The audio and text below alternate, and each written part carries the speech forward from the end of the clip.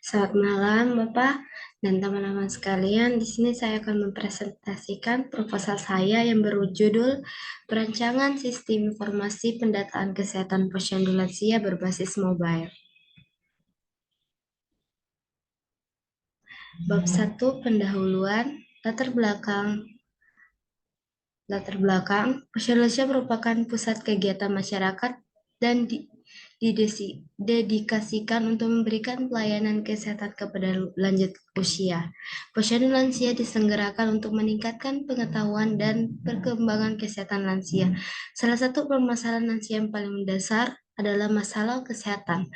Penyakit yang paling umum di kalangan orang tua adalah penyakit tekanan darah tinggi, kolesterol, penyakit sendi, dan asam urat. Sehingga diperlukan upaya untuk meningkatkan derajat kesehatan kelompok lanjut usia.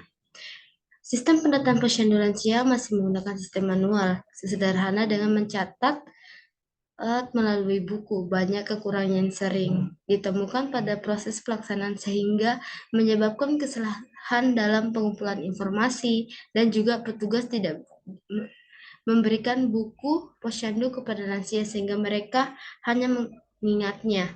Untuk mengatasi kendala tersebut, maka diperlukan suatu aplikasi pendataan kesehatan lansia yang bermanfaat dapat membantu petugas dalam mencatat data kesehatan lansia. Lansia melakukan pemeriksaan sehingga dapat meningkatkan efisien, juga dapat mempermudah wali lansia untuk mengetahui hasil data kesehatan setiap bulannya. Tidak hanya kesehatan, wali juga dapat mengetahui jadwal-jadwal kegiatan yang akan diselenggarakan. Rumus masalah di sini ada 3, yaitu bagaimana merancang sebuah sistem informasi untuk pendataan posyandu lansia dengan benar. 2, kurangnya pengetahuan lansia tentang kesehatannya setiap bulannya dan tidak semua wali lansia dapat mengetahui kesehatan lansia tersebut. 3, teknologi yang ada saat ini masih kurang efektif untuk mengatasi pendataan kesehatan posyandu lansia. Habis itu ada tujuan penelitian. Adapun beberapa tujuan dari penelitian ini, yang pertama tujuan utama penelitian ini adalah mengembangkan aplikasi mobile pelayanan pendataan kesehatan lansia untuk membantu para petugas posyandu lansia dalam mengelola laporan pemeriksaan kesehatan lansia dan menyimpan informasi kegiatan pemeriksaan kesehatan lansia. Yang kedua, membantu wali lansia mengakses informasi tersebut setiap bulannya dan membawa manfaat dalam meningkatkan kualitas pelayanan kesehatan bagi lansia di posyandu. Ada yang kelima yang berikutnya ada kerangka penelitian. Ini dimulai dari analisis sistem, desain sistem, perkodean program, uji coba program, penerapan program dan pemeliharaan dan selesai. Di sini ada bab 2, tinjauan pustaka yang terdiri dasar teori. Dasar teori ini terdiri dari 5, yaitu sistem informasi. Pertama, menurut Sutanta 2009, sistem informasi suatu sistem di dalam suatu organisasi yang mempertemukan kebutuhan pengelolaan transaksi harian, mendukung operasi, bersifat kegiatan strategi dari suatu organisasi dan menyediakan pihak luar tertentu dengan laporan yang diperlukan. Ini kedua ada posyandu lansia. Menurut Masturi et al. 2021, posyandu lansia adalah suatu forum komunikasi dan pelayanan kesehatan oleh masyarakat untuk masyarakat yang mempunyai nilai strategis untuk mengembangkan sumber daya manusia khususnya lanjut usia. Yang ketiga ada lansia. Menurut Wati et al. 2021, lansia adalah seorang yang memasuki usia 60 tahun ke atas. Kelompok yang dikategorikan lansia ini akan terjadi suatu proses penuaan. Di sini ada kader posyandu. Kader adalah tenaga untuk masyarakat yang bertanggung jawab terhadap tugasnya membantu tenaga kesehatan dalam mengatasi permasalahan kesehatan di masyarakat. Habis itu ada mobile. Menurut Prakarsya 2019, mobile adalah suatu istilah yang digunakan untuk mengembangkan aplikasi pada piranti berukuran kecil, portable, dan wireless serta mendukung komunikasi. Di sini ada bagan alir. Menurut perancangan dan informasi 2020, diagram alir flowchart adalah bagian chart yang menunjukkan alir flow di dalam program atau proses sistem secara logika. Diagram alur terutama digunakan untuk alat membantu komunikasi dan dokumentasi. Bagi bagan alir terdiri dari tiga, itu bagan alir sistem, bagan alir dokumen, dan bagan alir program. Flowchart sistem. Di sini ada login, dan masukkan data, pilih menu, menampilkan beranda aplikasi, melihat notifikasi, jadi bisa melihat jadwal posyandu, mencari kader, melihat data diri lansia, melihat data kesehatan lansia, dan juga menampilkan rekomendasi obat dan selesai. Di sini ada bab 3, metode penelitian. Pertama, metode penelitian ini yang pertama adalah lokasi dan waktu penelitian. Penelitian ini dilakukan di wilayah Asyaman Arso Swakarsa dengan mewawancarai kader di posyandu lansia tersebut. Yang kedua ada alat dan bahan. Alat dan bahan digunakan dalam penelitian ini sebagai berikut. Yang pertama kebutuhan perangkat keras atau hardware. Yang pertama ada laptop atau PC.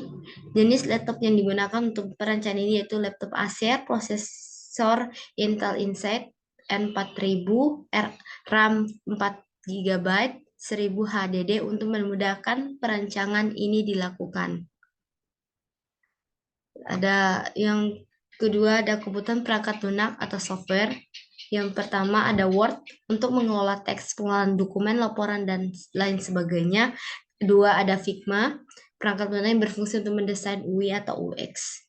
3. Mendeley desktop, perangkat lunak yang dikembangkan Elsevier yang digunakan untuk mengelola, membagi, dan mencari karya tulis ilmiah yang dikerjakan secara online. Yang keempat ada Draw.io, perangkat lunak yang berfungsi mendesain flowchart, UML, dan flow map. Ada metode pengumpulan data, yaitu pertama wawancara, kedua persuasi, dokumentasi, dan kepustakaan. Wawancara itu mengumpulkan data dengan cara menanyakan langsung kepada daerah posyandu dan masyarakat setempat. Observasi, pengamatan secara langsung terhadap proses pendataan dan permasalahan yang muncul pendataan posyandu lansia di Desa Asyaman Arso Swakarsa. Yang ketiga, dokumentasi, mengumpulkan data dan cara melihat dokumen-dokumen bisa berbentuk tulisan, gambar, atau data-data yang bersangkutan. Yang keempat, kepustakaan, mengumpulkan informasi maupun data yang berkaitan dengan penelitian dari berbagai sumber seperti buku, literatur, dan jurnal. Ada metode pengembangan sistem, yang metode yang digunakan dalam pengembangan perangkat lunak perancangan sistem informasi data kesehatan lansia adalah metode waterfall. Metode waterfall merupakan metode pengembangan aplikasi yang berurutan dengan tahap yang meliputi analisis kebutuhan sistem, desain sistem, tulisan kode program, pengujian program, dan penerapan program dan pemeliharaan. Menurut Theodorus Yogoyamu 2020. Alasan digunakannya metode ini karena merupakan langkah dan rangkaian metode yang dijalankan secara berurutan dan seperti air terjun. Bab 4, analisis dan perancangan. Ada analisis sistem. Analisis sistem dapat didefinisikan sebagai teknik pemecahan permasalahan sistem menjadi bagian-bagian yang lebih kecil agar lebih mudah dipahami masalah serta diidentifikasi masalah dan evaluasi hambatan yang ada untuk mencapai kebutuhan yang diharapkan sistem untuk perbaikan yang disarankan. Menurut Pujianto 2019. Analisis sistem berjalan. Sistem berjalan pada pendataan posyandu lansia yang terjadi di Desa Asyaman Arso Swakarsa digambarkan menggunakan flow map. Di Desa Arso Swakarsa masih menggunakan sistem pendataan posyandu secara manual yang dilakukan sebulan sekali. Di sini ada sistem berjalannya, ada kader posyandu, petugas kesehatan, dan desa. Di sini kader posyandu mulai, dia akan dan proses pencatatan ke dalam sistem. Habis itu dia akan mencari dan mengelompokkan data kegiatan posyandu, proses membuat laporan kegiatan posyandu, jadi akan melaporkan kegiatan posyandu, terus dia akan menggandakan untuk dikumpulkan atau mengirim ke petugas kesehatan dan desa di laporan kegiatan posyandu tersebut dan selesai. Di sini ada analisis sistem usulan. Berdasarkan analisa dari wawancara, observasi, dan dokumentasi terhadap sistem yang sedang berjalan di Desa Asyaman Arso Sokarsa, sistem yang diusulkan adalah mengembangkan sistem informasi berbasis mobile yang dapat diolah, disimpan, dan dikelola. Mencari data kegiatan posyandu lansia di Desa Asyaman Arso Sokarsa, informasi dapat dibuat dalam bentuk laporan agar dapat diminta secara efektif dan efisien oleh pihak terkait. Pada sistem yang dibuat, kader atau admin akan melakukan login terlebih dahulu untuk mengakses halaman admin. Setelah masuk ke halaman admin, dapat melihat, menambah, mengedit, dan menghapus dan mencari informasi yang diperlukan serta membuat laporan kegiatan posyandu. Seperti di gambar analisis sistem, usulan. Ada admin, sistem, dan pengguna. Di sini admin akan login. Kalau valid dia sudah betul, dia akan terus bisa mengelola data kesehatan, hasil laporan kegiatan, jadwal, posyandu, dapat menambahkan kader, dan dapat menambahkan admin. Terus dia akan memeriksa data kesehatan lansia, jika betul selesai. Pengguna ada login, dia juga login, terus validasi. Nah, dia juga bisa melihat data kesehatan lansia, melihat jadwal kegiatan, melihat kader dan obat yang dijual belikan. Setelah itu dia bisa mengolah data diri dan selesai. Di sini perancangan sistem. Use case diagram digunakan untuk menggambarkan fungsi-fungsi yang ada pada aplikasi pendata posyandu lansia untuk berinteraksi dengan sistem. Satu, admin adalah petugas kesehatan dan kader pada posyandu Desa Arsa Sokarsa Asyaman. Admin dapat mengelola dan menginput data-data dalam pendataan kesehatan, laporan kegiatan, jadwal kegiatan, dan admin juga dapat menambahkan obat dan artikel. Dua, di sini pengguna adalah wali lansia. Pengguna akan memasukkan nick dan password. Jika belum mempunyai akun, maka pengguna harus terlebih dahulu melakukan registrasi. Setelah pengguna sudah mempunyai akun, pengguna dapat melihat data kesehatan lansia, jadwal, melihat kader, dan dapat melihat obat yang dijual belikan dan dapat mengolah data diri atau profil. Seperti gambar di samping. Seperti gambar usage diagram pengguna. Activity diagram. Di sini ada activity diagram. Diagram aktivitas menggambarkan alur kerja atau aktivitas sesuatu sistem atau bahkan proses bisnis. Activity diagram yang dilakukan oleh admin dapat menginput data riwayat kesehatan lansia, jadwal bulanan, biodata lansia, update obat, dan update artikel. Sini ada admin menginput data-data. Ini activity diagram admin. Ada admin sistem. Di sini admin akan menginput share name dan password. Sistem akan autentikasi share dan password. Jika data tidak valid, akan kembali ke admin untuk menginput username dan password. Jika valid, ya, sistem akan menampilkan halaman menu utama. Admin bisa menginput data riwayat kesehatan lansia, biodata lansia, jadwal bulanan, update obat, update artikel, dan bisa memeriksa semua data. Jika datanya mereka semua sudah betul, sistem akan dia akan menampilkan data. Admin bisa melihat data dan selesai. Di sini ada pengguna, activity diagram yang dilakukan oleh pengguna. akan dapat menggunakan aplikasi yang telah tersedia seperti registrasi terlebih dahulu untuk mendapatkan akses masuk aplikasi. Setelah itu, pengguna dapat melakukan perubahan pada data diri, mengatur notifikasi jadwal agar dapat diingat dan juga dapat melihat fitur yang lainnya. Di sini ada gambar aktiviti pengguna. Di sini ada pengguna dan sistem. Di sini pengguna akan tampil halaman utama, sistem tampilan halaman utama. Di sini sistem akan menampilkan halaman login, menampilkan form registrasi, pengguna akan registrasi, mengisi form registrasi, jika valid, data valid, dia akan kembali ke ke sistem untuk mengisi tampilan registers.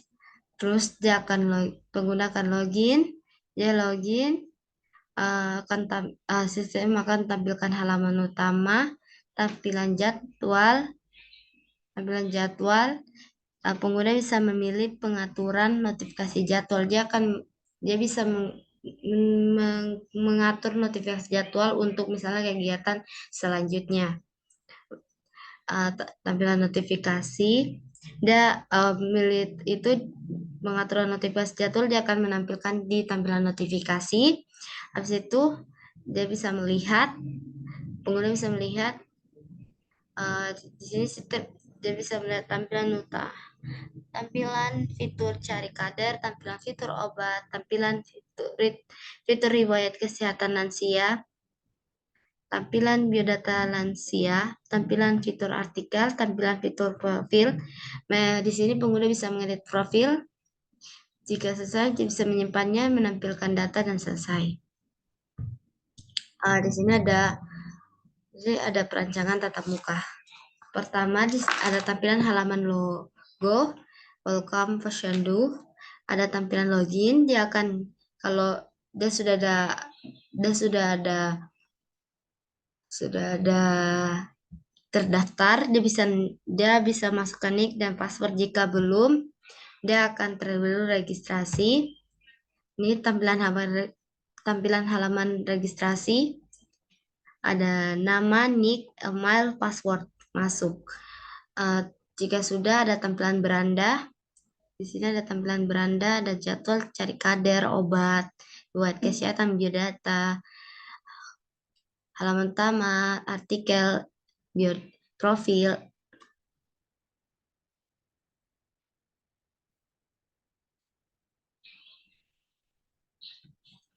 Di sini ada fitur riwayat rekaman medis.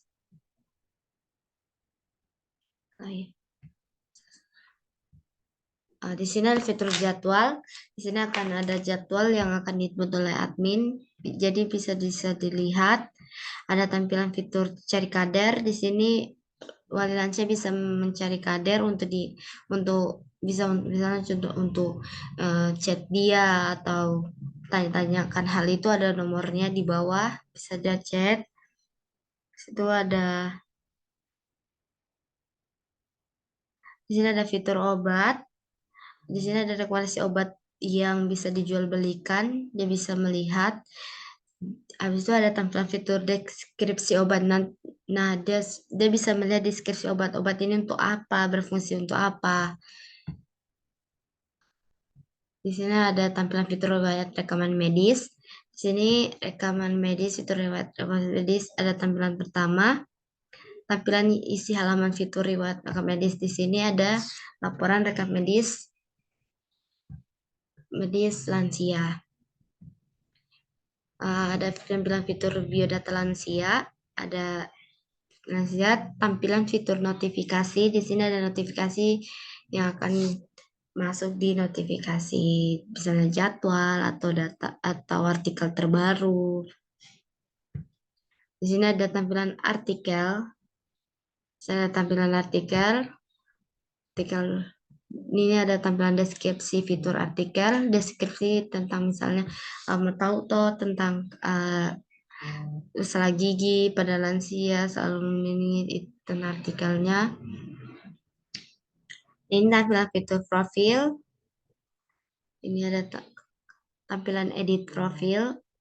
Jika wali lansia ingin mengedit, dia bisa mengedit. Terus, dan selesai. Terima kasih. Terima kasih.